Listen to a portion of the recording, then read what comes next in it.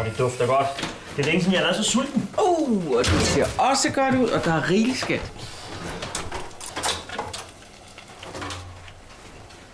Du har købt kattemad igen?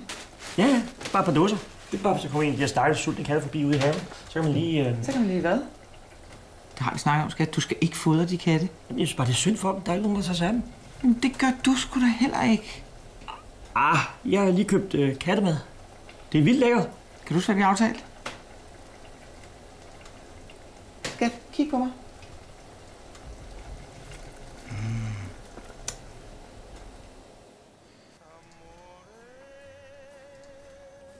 Det var bare noget, jeg sagde. En aftale er en aftale. Du fortsætter bare.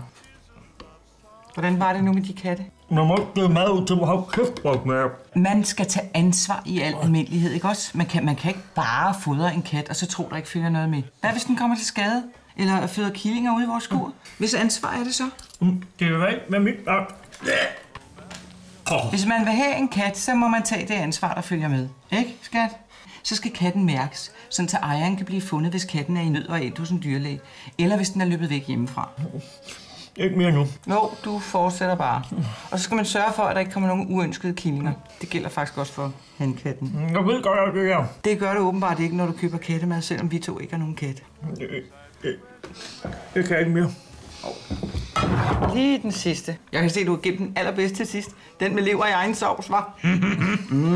Yummy, yummy. Den napper vi også lige. Sådan der, skat. Her, skat. Misse. Sådan.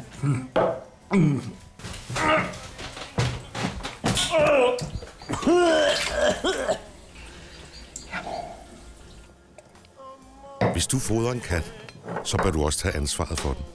Du skal sørge for at få den mærket og sikre, at der ikke kommer uønskede killinger. Husk det nu. Tag ansvar.